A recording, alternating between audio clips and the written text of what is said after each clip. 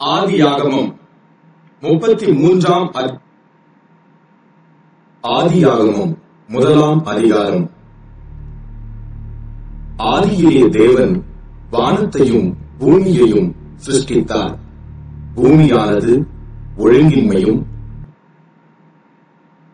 சங்கீத புஸ்தகம் 1ஆம் சங்கீதம்.